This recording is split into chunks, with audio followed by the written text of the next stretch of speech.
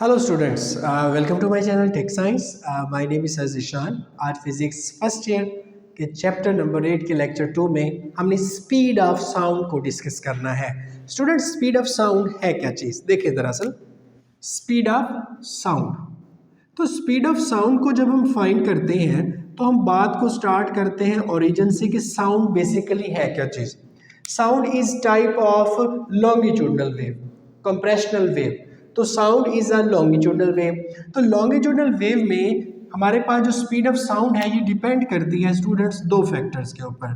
First of all modulus of elasticity, modulus of elasticity, और second thing है हमारे पास pressure.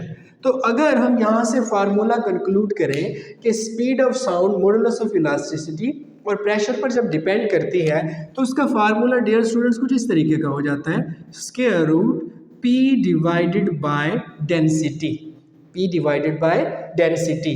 अगर हम न्यूटन की कैलकुलेशंस को माइंड में रखें तो न्यूटन साहब ने कहा था कि जब साउंड मूव करता है, जैसे मैं अभी आ रहा हूँ, मैं आपके साथ बात कर रहा हूँ, तो मेरे मुंह से टंग की वाइब्रेशन की वजह से ये जो एयर है मीडियम, इसके अंदर डिस्टर्बेंस प्रोड्यूस्ड होती है। तो as a result of disturbance compression और रेयरफेक्शन पैदा होना शुरू हो जाते हैं, जो सोर्स ऑफ डिस्टर्बेंस से सेपरेट होके अवे साउंड एनर्जी को लेके इस पूरे एटमॉस्फेयर के अंदर सेपरेट कर रहे हैं। अब आप देखिए हमारे पास न्यूटन की कैलकुलेशन में, क्योंकि उसने कहा था कि टेम्परेचर कांस्टेंट रहता है, क्योंकि जब कंप्रेशन और रेयरफेक्शन हो रहे हैं तो उसके मुताबिक टेम्परेचर को चेंज नहीं होना चाहिए। तो हम टेम्परेचर को न्यूटन कैलकुलेशन में कांस्टेंट लेते हैं। अगर टेम्परेचर कांस्टेंट है तो बॉयल्स लॉ को हम यूज़ कर लेते हैं। तो बॉयल्स लॉ के मुताबिक PV इसे कांस्टेंट रहना चाहिए। अगर मैं प्रेशर के अंदर चेंज लेके आता हूँ डेल P, तो P प्लस डेल P, आपको बॉयल्स लॉ पता है कि हमारे पास जो प्रेशर है उसका वॉल्यूम के साथ इन्वर्स रिलेशन है। अब जब मैंने प्रेशर के अंदर चेंज लाया है, उसको ऐड किया है, उसको बढ़ाया है डेल P टाइम्स, तो ऑब्वियसली वॉल्यूम कम होगा। वॉल्यूम कितना कम होगा? Del V times. तो डियर स्टूडेंट्स, प्रेशर को बढ़ाया, वॉल्यूम क्या हो गया? कम हो गया। अब हमने क्रॉस मल्टीप्लाई करना है इसको। आप देखें PV is equal to, P को आप इससे मल्टीप्लाई करें, आंसर आएगा PV। इसको इससे मल्टीप्लाई करें P डेल V, इसको इससे मल्टीप्लाई करें V डेल P, इसको मल्टीप्लाई करें डेल P डेल V। अब उसने कहा कि ये जो चेंजेस हैं, चेंज इन प्रेशर के और चेंज इन वॉल्यूम के, ये बहुत ही ज़्यादा माइन्यूट और छोटे हैं। तो हम चेंजेस को किसके इक्वल कर लेंगे? अप्रॉक्सीमेटली 0 के इक्वल कर लेंगे। स्टूडेंट्स आप देखें कि हमारे पास डेल P और डेल V जो है वो अप्रॉक्सीमेटली स्टूडेंट्स 0 के इक्वल है। तो जब 0 के इक्वल होगा हमारे पास, तो ये वाला फैक्टर हमारे पास खत्म हुआ। हमारे पास ये जो PV है, इस PV के साथ जब इधर माइनस आएगा तो ख़त्म हो जाएगा। अब हमने क्या करना है, इस माइनस को इक्वेशन के इस साइड पे लाएंगे तो हो जाना है इसने P डेल V, इस साइड पे बच जाएगा V डेल P। स्टूडेंट्स हम अगर ऐसे लिखें, डेल V को इक्वेशन की साइड पे हम डिवाइड कर दें तो V del P divided by del V हो रहा है, डिवाइडेड बाय डेल V हो रहा है। अब आप देखें हम इसको मज़ीद अगर आगे सॉल्व करें तो ये डेल P है, ये क्या ठहरा हुआ था? डेल V ठहरा हुआ था। इस V को हम डेल V के नीचे डिवाइड कर दें, क्योंकि डिवाइड में जब डिवाइड होगा तो ये दोबारा क्या चला जाएगा? ऊपर चला जाएगा। तो इस फैक्टर को हम इस फॉर्म के अंदर भी स्टूडेंट्स लिख सकते हैं। अब अगर आप देखें कि हमारे पास ये जो डेल P है ये इक्वल है स्टूडेंट्स किस चीज़ के? स्ट्रेस के। और ये हमारे पास है change in volume divided by original volume. तो चेंज इन ओरिजिनल क्वांटिटी जो होता है with respect to original form, तो आप उसको क्या कहते हैं? मॉडुलस ऑफ इलास्टिसिटी कहते हैं। तो stress divided by strain is modulus of elasticity. तो मॉडुलस ऑफ इलास्टिसिटी किस चीज़ के इक्वल आ रहा है? P के इक्वल आ रहा है। अब आप इस इक्वेशन को देखें, मैंने कहा कि जो स्पीड ऑफ साउंड है वो डिपेंड करती है हमारे पास मॉडुलस ऑफ इलास्टिसिटी के ऊपर, प्रेशर के ऊपर, और तीसरी चीज़ जो है आप वो लिख लें स्टूडेंट्स, डेंसिटी को लिख लें। डेंसिटी ऑफ मीडियम भी डिपेंड करती है स्पीड ऑफ साउंड के ऊपर। अब हमारे पास ये जो E है ये मॉडुलस ऑफ इलास्टिसिटी है, और कॉमन फॉर्म में हमारे पास जो फार्मूला यूज़ किया जाता है स्पीड ऑफ साउंड के लिए वो यूज़ किया जाता है modulus of elasticity divided bye students density. अब देखिए हमारे पास मॉडुलस ऑफ इलास्टिसिटी तो प्रेशर के इक्वल है, तो हमने इस फार्मूला को यूज़ कर लेना है, हमने इस फार्मूला को यूज़ कर लेना है और इसके अंदर वैल्यूज़ को हम क्या करते हैं, पुट करते हैं। डियर स्टूडेंट्स, अगर हम प्रेशर की वैल्यू एक खास एक्सपेरिमेंट को परफॉर्म करते हुए ले लेते हैं 1.01 मल्टीप्लाई 10⁻⁵, और जो डेंसिटी ऑफ मीडियम है उसको हम रखते हैं 1.29, तो जब हम इसको सॉल्व करेंगे तो जो स्पीड है वो आ जाती है अप्रॉक्सीमेटली 280 मीटर्स पर सेकेंड, 280 मीटर्स पर सेकेंड। लेकिन आपको पता है जो स्पीड ऑफ साउंड है वो इक्वल होती है 332 मीटर्स पर सेकेंड के, लेकिन हमारे पास न्यूटन कैलकुलेशन में जो आंसर आया वो 280 मीटर्स पर सेकेंड है, तो मतलब इसमें किसी ना किसी जगह पर कोई एरर है। तो वो एरर कितना परसेंट है स्टूडेंट, याद रखना है आपने, 16% एरर है। कितना एरर है, 16% एरर है। अब इस एरर की रीज़न क्या थी, उसको लैपलास ने दुरुस्त किया, लैपलास ने करेक्ट किया इसको, और उसकी जो कैलकुलेशन थी हमने उसको नाम दिया लैपलास करेक्शन, कि लैपलास ने इसकी करेक्शन किस तरीके से की। उसने जस्टिफिकेशन दी कि जब हमारे पास कंप्रेशन और रेयरफेक्शन हो रहे होते हैं तो वो इतना तेज़ी से, इतना जल्दी से हो रहे होते हैं कि जो टेम्परेचर है वो कांस्टेंट नहीं रहता। कंजेक्टिव कंप्रेशन के दरमियान हीट फ्लो कर ही नहीं पाती, उस रीजन में फंस के रह जाती है, रुक जाती है, तो टेम्परेचर कांस्टेंट तो ना रहा। तो इस वजह से हमारे पास हम बॉयल्ड लॉ को सेम इट इज़ ऐसे यूज़ नहीं कर सकते, बॉयल्ड लॉ को थोड़ा सा हमें चेंज करना होगा। वो कैसे चेंज करना होगा, उसके लिए मुझे इस क्या कहते हैं कैलकुलेशन को इरेज करना पड़ेगा। आप जब तक इस लेक्चर को नोट कर लें। Laplace correction. अब लैपलास ने हमें बताया था कि टेम्परेचर कांस्टेंट नहीं रहता, तो टेम्परेचर कांस्टेंट ना होने की वजह से हमारे पास जो हीट है वो स्मूथली फ्लो नहीं करती, तो उस वजह से बॉयल्स लॉ थोड़ा सा चेंज होकर मॉडिफाई हो जाएगा। PV gamma is equal to constant. मेरे प्यारे भाई, ये गैमा क्या चीज़ है, गैमा ये बताता है कि जो रेशो है molar specific heat at constant pressure to molar specific heat at constant volume, C molar specific heat को शो करता है, P कांस्टेंट प्रेशर को, V कांस्टेंट वॉल्यूम को।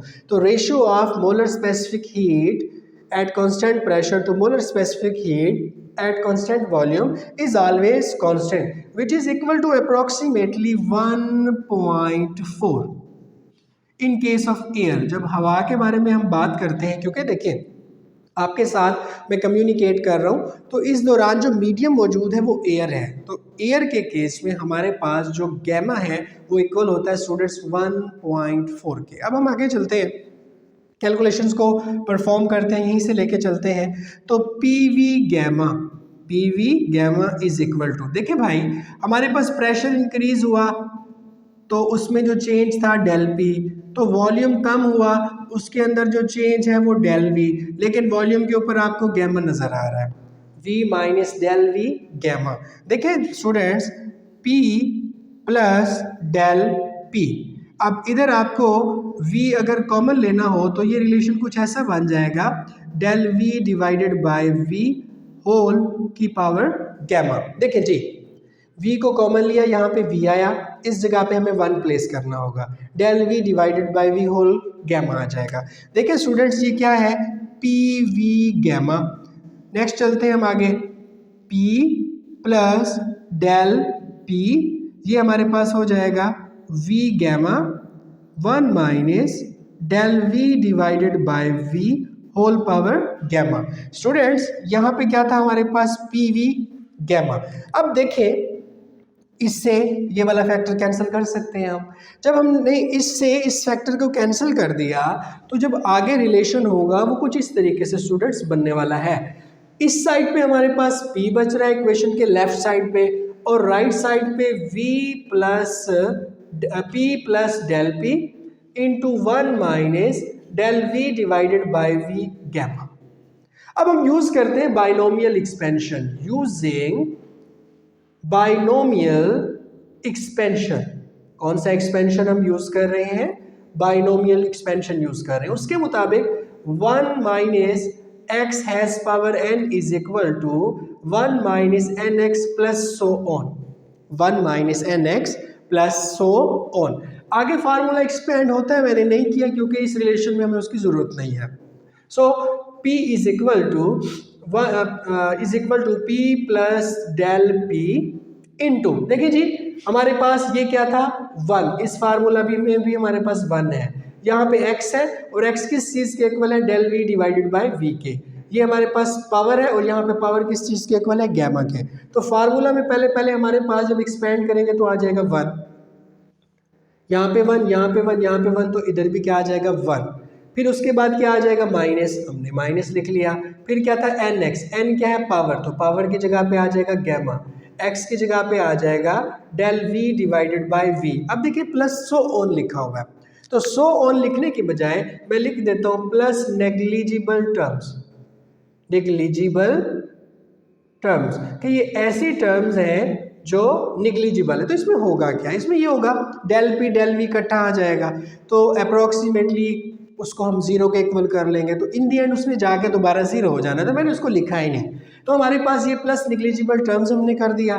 तो स्टूडेंट्स हमारे पास कुछ रिलेशन सिंप्लीफाई होने के बाद ऐसा बन गया P plus del p into 1 minus gamma del v divided by v. अब हम मल्टीप्लाई करते हैं। देखिए स्टूडेंट्स, ये P 1 से मल्टीप्लाई होगा तो आ जाएगा हमारे पास P, ये P जाके इधर मल्टीप्लाई होगा तो हो जाएगा gamma P del V divided by V। Del P 1 से मल्टीप्लाई हो जाएगा, सेम इट इज ये डेल P जब जाके इससे मल्टीप्लाई होगा gamma del V divided by V, और साथ में क्या चीज़ आ जाएगा? Del P। अब इस रिलेशन में आपको डेल V और डेल P इकट्ठा नजर आ रहा है। जब डेल P और डेल V एक साथ नजर आ जाते हैं डियर स्टूडेंट्स, डेल P और डेल V, तो ये अप्रोक्सीमेटली जीरो के इक्वल हो जाते हैं। किसके इक्वल हो जाते हैं? जीरो के इक्वल हो जाते हैं। ये वाला जो P है जब इक्वेशन के इस साइड पे आएगा तो माइनस में चला जाएगा, बाकी क्या बच जाएगा हमारे पास? Minus gamma P del V divided by V plus del P। Dear students ये जीरो हो जाएगा, P minus P zero, minus का फैक्टर इसको इक्वेशन के इस साइड पे आप लाओगे प्लस का हो जाएगा, then gamma P del V divided by V is equal to del P। अब ये वाला फैक्टर इक्वेशन की इस साइड पे मल्टीप्लाई हो रहा है तो इसने जाके दूसरे साइड पे डिवाइड हो जाना है, यहाँ पे ये आ जाएगा del V divided by V, और यहाँ पे क्या था हमारे पास? Del P। स्टूडेंट्स ये हमारे पास स्ट्रेस है और जो नीचे है हमारे पास वो क्या है स्टूडेंट्स? स्ट्रेन है। Then stress divided by strain is equal to modulus of elasticity, is equal to modulus of elasticity. और स्पीड का फार्मूला आप देखें, modulus of elasticity divided by density. तो हमने इसके अंदर वैल्यूज को पुट करना है। किसको पुट करना है स्टूडेंट्स? वैल्यूज को पुट करना है। तो जब वैल्यूज को पुट करेंगे तो हमारे पास स्पीड का फार्मूला कुछ ऐसा बन जाएगा, v is equal to gamma p divided by density. Then students हमारे पास गैमा स्क्वायर रूट और यहाँ पे हमारे पास क्या आ जाएगा? P divided by density. अब इस फार्मूला को जब हमने सॉल्व किया था तो जो आंसर था वो हमारे पास आया था स्टूडेंट्स 280, लेकिन जो गैमा है उसकी वैल्यू हमने क्या ली हुई है? 1.4। तो जब इसको मल्टीप्लाई करोगे स्क्वायर रूट 1.4 के साथ तो जो आंसर है उसने आना है 333 मीटर पर सेकेंड, जो अप्रोक्सीमेटली इक्वल होता है 332 मीटर्स पर सेकेंड के equal. Dear students, it was all about speed of sound. अगर आपका कोई क्वेश्चन हो तो आप कमेंट सेक्शन में मुझसे पूछ सकते हैं। तब तक अपने इस चैनल का ख्याल रखिएगा। अल्लाह हाफिज़।